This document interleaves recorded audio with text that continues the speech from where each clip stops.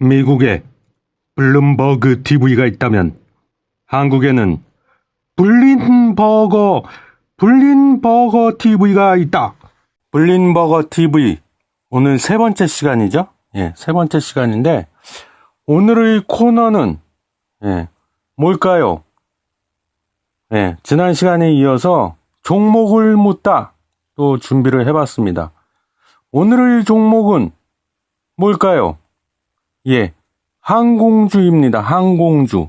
그 중에서도 저가 항공사 말고 대형 항공사 두 군데 있죠? 대한항공, 아시아나항공. 요거를 우리가 좀 주목해 볼 필요가 있다.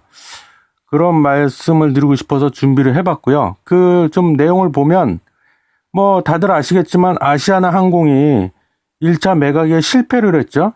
우리 그 HDC 그 현대산업개발 회장님, 정몽규 회장님께서 우리가 살게 해놓고는 마음을 싹 바꿔가지고 안 사! 이렇게 된 거죠. 그래서 결국 뭐 실패로 끝났는데, 근데 이 산업은행의 주채권자죠. 근데 또 산업은행이 누굽니까? 국책은행이잖아요. 거기 들어간 돈이 있기 때문에 이거를 또 안 산다고 했다고 또 그럼 말어. 그러고 그냥 내버려 둘 수가 없다는 겁니다. 그 부실 항공사인 아시아나항공을. 그래서 그 주채권자인 산업은행이 어떻게 했어요? 다른 사람을 좀 찾아보려고 했는데 마땅치가 않은 거예요. 사겠다는 사람이 없나 봐.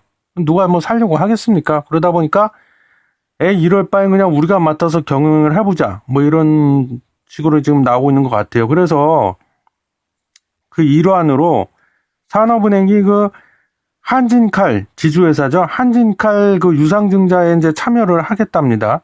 물론 뭐 제3자 배정 유상증자겠죠. 거기 참여하면은 뭐야? 돈 내고 내가 주식을 사서 지분을 갖는 거죠. 그럼 주주가 되는 겁니다. 한진칼에. 그러고 나서 어떡하냐? 대한항공을 통해 갖고 지금 그 아시아나항공의 그 최대 주주인가? 아마 그럴 거예요. 그게 어디예요? 금호산업이죠. 금호산업이 갖고 있는 그 아시아나항공 지분을 취득하겠다. 또 뭐 이렇게 지금 계획을 세우고 있나 봐요. 이렇게 만약에 이게 그 계획대로 실현이 된다면 어떻게 돼요? 사실상 그 산업은행이 한진칼의 최대 주주가 되는 거나 뭐 다름없죠. 그렇게 되고 대한항공이 한진칼의 자회사 아들내미가 되는 거죠. 그리고 아시아나항공이 이제 그 밑으로 들어가는 거죠. 그래서 즉 손자회사가 되는 그런 지배구조를 갖추게 된다. 뭐 지배구조는 그렇게 될 겁니다. 그리고 이거는 제 예측인데요. 그러고 나서 그걸로 끝이냐? 아닐 겁니다. 그러고 나서 얼마 있다가 이 대한항공하고 아시아나항공을 분명히 합병을 시킬 것이다. 저는 이렇게 봅니다. 그러면 이렇게 합병이 되면 어떻게 되는 거예요? 그럼 사실상 아시아나항공이 없어지는 거죠. 뭐 없어지고 대한항공만이 온리원 유일한 우리나라의 대형 국적 항공사가 되는 꼴이죠. 근데 이 부분에 있어서 우리가 반드시 알아야 되는 것이 좀 있는데요. 그게 뭐냐면 진짜 이렇게 되면 그 이후에 얼마 안 가서 반드시 꼭 항공 대란이 일어날 확률이 매우 높아진다. 저는 그렇게 봅니다. 항공 대란 뭐요? 바꿔 말하면 비행기를 못 구하는 거야. 이제 비행기를 제때 못 구해가지고 우리나라의 그 수출업체들 있잖아요. 뭐 삼성전자나 이런 굴지 수출 기업들이 자사의 제품들을 이제 수출을 하기 위해서 외국으로 실어 날라야 되는데 거기에 많이 차질이 빚어질 거다. 왜? 비행기를 제때 못 구해갖고. 그렇게 되면 어떻게 돼요? 자연스럽게 항공 운송료는 폭등을 할 것이다. 그럼 이때부터는 이제 항공사들이 어떻게 나와요? 배짱으로 나갈 거다. 배짱 영업. 싫음 말어. 그러면서 어떻게 해요? 항공 운임을 올릴 것이 뻔해 뻔짜다. 왜냐하면은요. 뭐 모든 게 그렇잖아요. 이 가격이라는 거는 어떻게 결정이 되나요? 우리 학창 시절에 배웠잖아요. 수요와 공급의 법칙에 따르게 돼 있습니다. 근데 이 수요, 즉 물동량은 줄지 않고 그대로 있거나 더 늘어나는데 오히려 이 비행기가 이제 제때 못 간다는 건 무슨 얘기예요? 공급이 딸린다는 얘기예요. 그러다 보니까 가격에 해당하는 그 항공 운송료, 운임은 자연스럽게 오를 수밖에 없다는 겁니다. 그럼 이렇게 되면 이거는 또 뭘로 연결이 돼요? 항공사의 실적 증대로 이어질 것이다. 자, 그러면 제가 무슨 신입니까? 신도 아니면서 왜 이렇게 무슨 근거로, 무슨 자신감으로 이런 걸 다 예측을 하냐. 타산지석이란 말이 있습니다. 아시죠? 타산지석. 타산지석으로 삼어보면 금방 알게 된다. 무슨 얘기냐?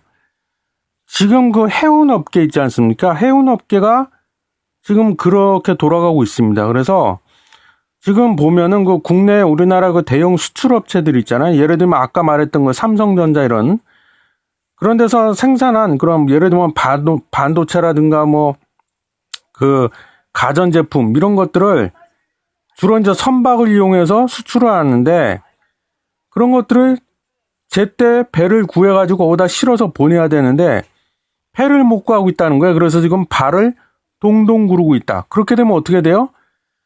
HMM 이게 원래는 현대상선이었잖아요. 그러다 이름을 바꾼 건데 HMM 같은 메이저 해운사들은 배짱 영업을 할 수밖에 없다. 싫으면 말어.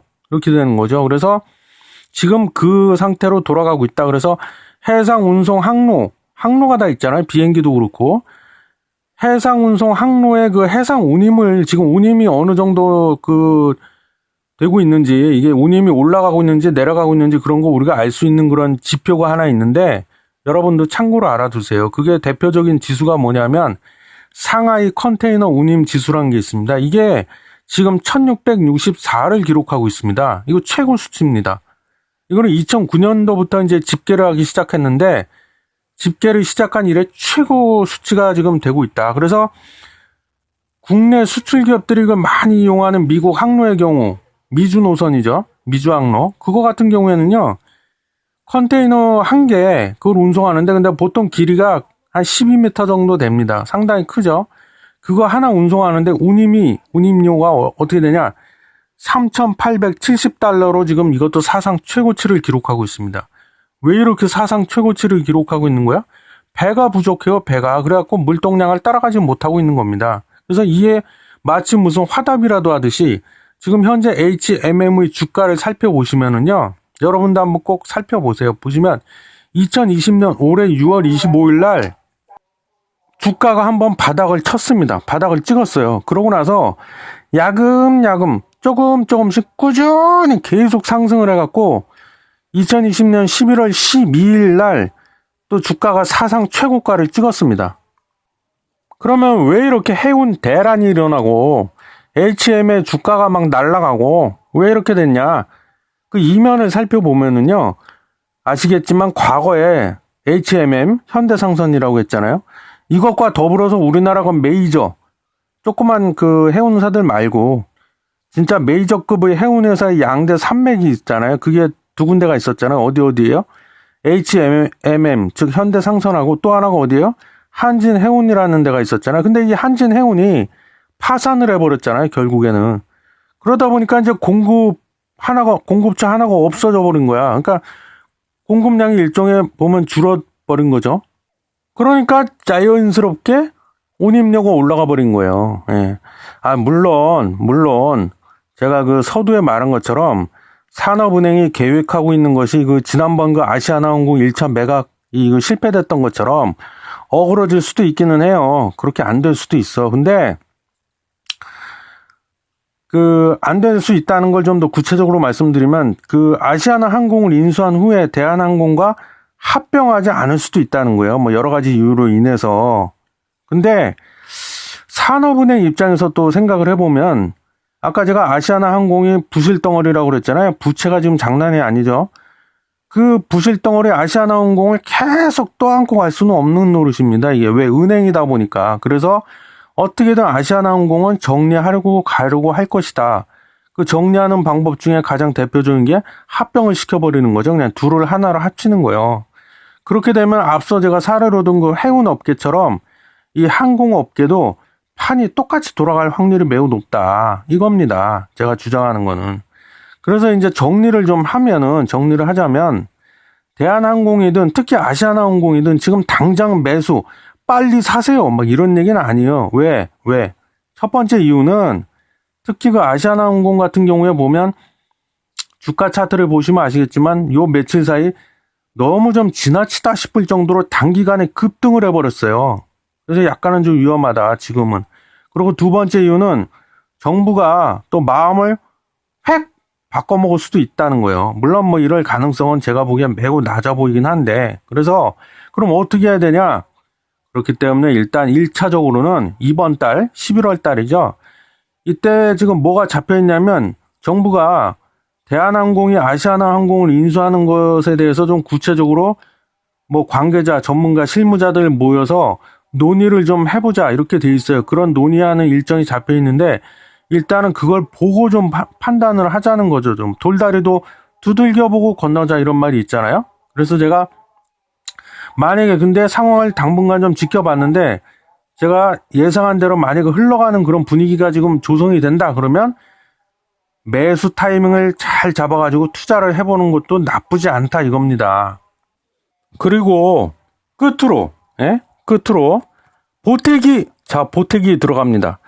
제가 그 항공주를 지금부터 좀 유심히 주목을 해보고 지켜봐야 된다는 그 다른 이유 하나가 또 하나 있는데요. 그게 뭐냐면 난리도 아니죠. 코로나19 바이러스 때문에 제가 좀 지켜봐야 된다 이겁니다. 무슨 얘기냐면 이 동서고금을 막론하고요. 과거의 우리 인류의 역사를 살펴보면 이 세상에 그 어떤 감염병도요.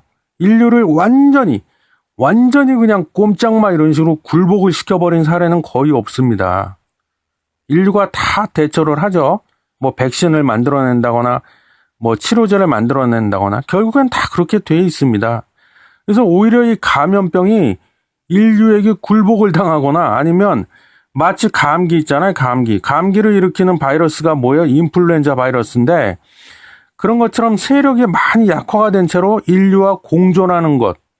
그 둘 중에 하나가 많이 과거 역사를 보면 그렇게 왔습니다. 그래서 저는 그 코로나19 바이러스도 지금이야 저렇게 활개를 치고 맹위를 떨치고 인간을 공포로 몰아넣지만 결국에는 그 전철을 밟게 될 것이다. 그렇게 되면 무슨 일이 벌어져요? 그동안 이 사람들이 얼마나 이게 답답해합니까? 집 밖으로도 못 나가고 특히 여행도 좀 다니고 싶어 죽겠는데 그것도 못하고 있잖아요. 그래서 그동안 이 코로나19 바이러스 때문에 그 억눌려 있던 꼼짝마! 이러면서 억눌려 있던 여행에 대한 욕구 이거하고 그 다음에 그 수출 기업들의 그 물동량이 마치 그냥 화산이 폭발하듯이 그냥 한풀이 하듯이 분출이 되면서 항공기 이용은 폭발적으로 증가할 것입니다. 이 부분은 제가 장담합니다. 예. 그렇게 되면 어떻게 돼요? 이거는 곧 뭘로 연결이 돼요? 항공사의 실적이 그만큼 늘어나겠죠. 그럼 당연히 주가도 올라가겠죠. 당연히. 그래서 이런 이유도 좀 있다. 제가 항공주를 주목해야 된다. 예, 이런 이유들 때문에 제가 오늘 뭐 세 번째 시간인데 계속 요즘 그 종목을 묻다 뭐 이거 지금 코너만 진행하고 있는데 해야 돼서 제가 하는 겁니다. 그래서 이런 이유 때문에 오늘의 종목은 그 항공주 대한항공과 아시아나항공을 선택해서 말씀을 드린 겁니다. 여러분 아시겠죠? 그래서 오늘은 제가 좀 짧게 그냥 여기서 끝내겠습니다. 혹시라도 지루해 하시면 안 되니까. 그래서 제가 지금까지 말씀드렸던 거의 핵심 포인트가 뭔지는 충분히 이해하셨죠? 예.